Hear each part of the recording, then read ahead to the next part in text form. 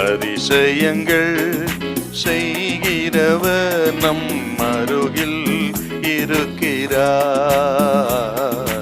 அற்புதங்கள் செய்கிறவர் என்றும் நமக்குள் வசிக்கிறார். யாத்திராகமம் 17ஆம் அதிகாரம் 8-9 வசனம் கொஞ்சம் வாசிங்க.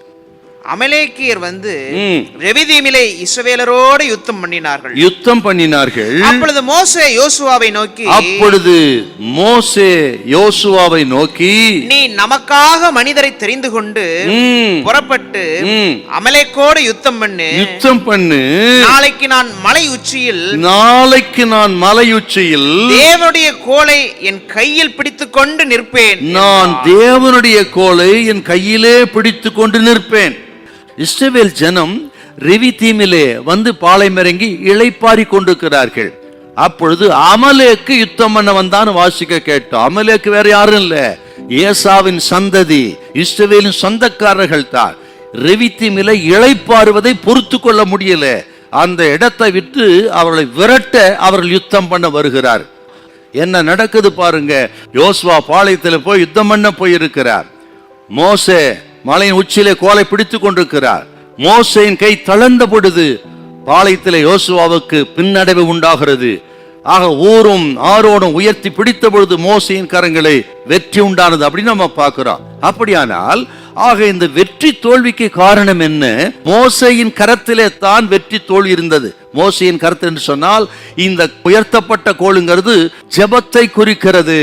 இன்னும் நான் சொல்லுகிறேன், உயர்த்தப்பட்ட கைகள் என்று சொன்னால் ஆக ஆண்டவரே எங்களால் ஒன்றுமாகாது, நாங்கள் யுத்தம் பண்ணி பழக்கமில்லை, நாங்கள் பலகீனமானவர்கள், வெறுமையாய் வந்திருக்கிறோம், யுத்த தளவாடங்கள் ஒன்று எங்களுக்கு இல்லை, நாங்கள் பலகீனமானவர்கள், ஆதரவற்றவர், உதவியற்றவர்கள் என்று தங்களுடைய நிலைமையை, பரிதாப நிலைமையை கர்த்தருக்கு முன்பாக சொல்வது தான் கைகளை உயர்த்துவது.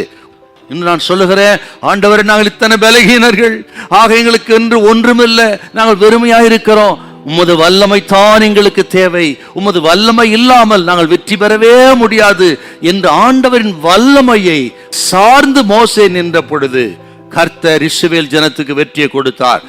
ஆக உங்க படிப்பு, பணம், செல்வாக்கு, ஆஸ்தி, அனுபவம் அல்ல. சாத்தானுக்கு முன்பாக, உலகத்துக்கு முன்பாக, பாவத்துக்கு முன்பாக நமக்கு வெற்றி வேண்டும் என்று சொன்னார், இந்த பிரச்சனையில வெற்றி வேண்டும் என்று சொன்னால் ஆண்டவரின் வல்லமை நமக்கு வேணும். கர்த்தருடைய வல்லமை தேவை என்று சொன்னால் அவர் நோக்கி நாம் கூப்பிடணும், ஜெபிக்க வேணும். ஜெபிங்க, ஒரு அற்புதத்தை கர்த்தர் நிச்சயமாய் செய்வார். சில நேரங்களிலே நாம் யுத்த களத்துக்கு நாம் போகணும். அநேக நேரத்தில் நமது வாழ்க்கை யுத்த களமாய் மாறிவிடும். ஆக எதுவா இருந்தாலும் சரி, அதில் வெற்றி பெறுவதற்கு தேவை ஜெபமே. ஆக ஜெபியுங்கள், குடும்பமா ஜெபம் பண்ணுங்க, தனிப்பட்ட விதத்தில் ஜெபம் பண்ணுங்க, உபவாசம் பண்ணி ஜெபம் பண்ணுங்க. உங்கள் பிரச்சனைக்கு பரிகாரத்தை கர்த்தர் உண்டு பண்ணுவார். ஹல்லேலூயா, ஹல்லேலூயா.